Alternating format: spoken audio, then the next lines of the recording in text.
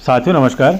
जैसे कि उत्तराखंड में जो प्राथमिक शिक्षक की भर्ती है वो त्वरित रूप से आगे बढ़ रही है। अब कहीं ना कहीं कुछ ही दिनों में प्रत्यावेदन लिस्ट जारी हो जाएगी और उसके बाद काउंसलिंग की प्रक्रिया, और कुछ दिनों बाद आप सभी के हाथ में क्या होगा, नियुक्ति लेटर होगा और कहीं ना कहीं शिक्षा मंत्री आपको वो सौंप रहे होंगे।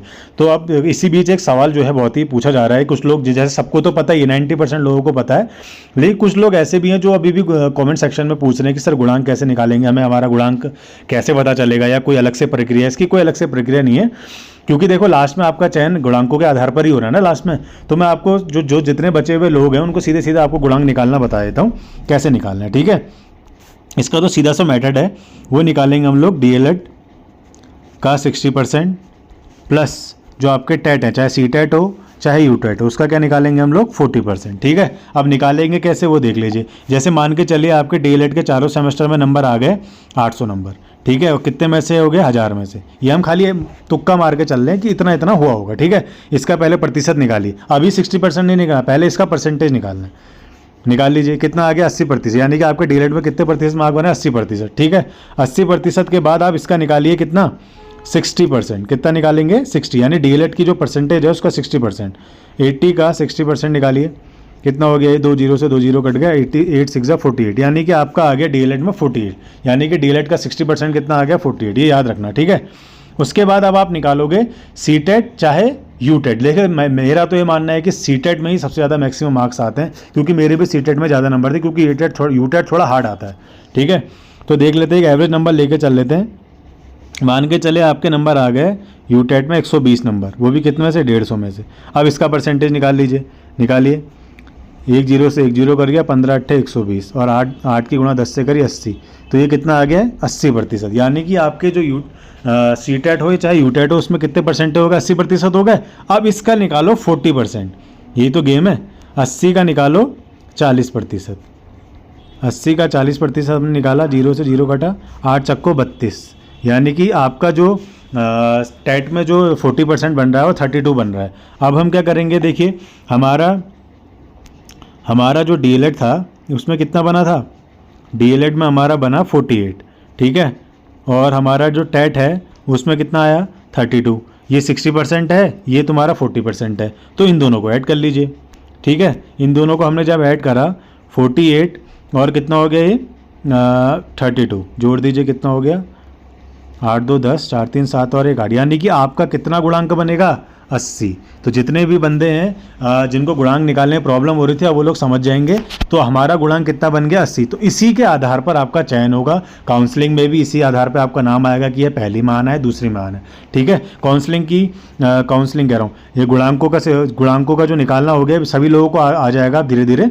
ऐसे ऐसे आप निकाल लीजिएगा अपने गुणांक। और दूसरा एक सवाल मैं आप लोगों को बता दूं, जो सब लोग पूछ रहे हैं मेरे से कि सर ये जो काउंसलिंग होनी है ये सिर्फ एक ही काउंसलिंग होगी, क्योंकि अखबार की जो कटिंग और अखबार के जो शब्द हैं वो साफ साफ ऐसा बयां कर रहे हैं, लोगों के मन में ऐसा भ्रम पैदा कर दे रहे हैं कि कहीं ना कहीं ये जो एक ही काउंसलिंग होगी। नहीं, ऐसा कुछ भी नहीं है।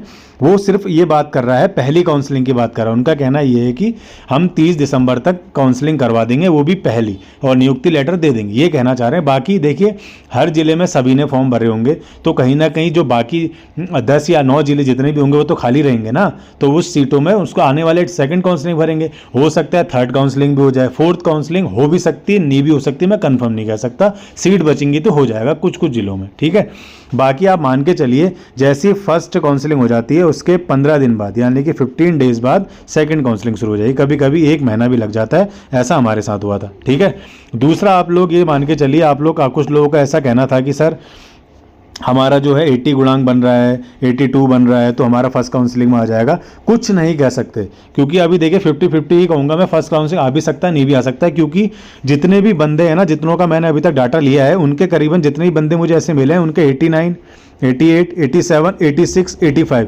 ऐसे बंदे मुझे इतने मिल गए हैं, बहुत सारे बंदे मिले। तो यही बंदे ऐसे होंगे जो हर जिलों में आपको दिख रहे होंगे, क्योंकि इन्होंने सब जगह फॉर्म भरे होंगे।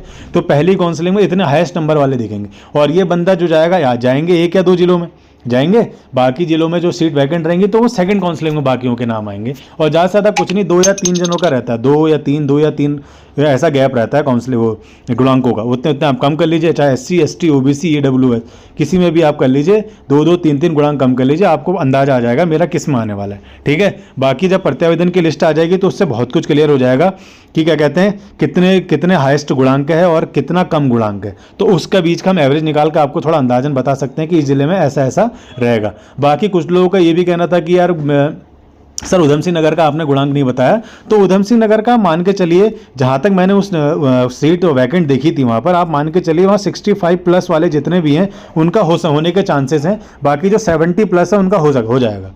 ठीक है, 65 से 70 के बीच में होने के चांसेस 75 प्लस वालों का हो जाएगा, जनरल का मैं बता रहा हूँ।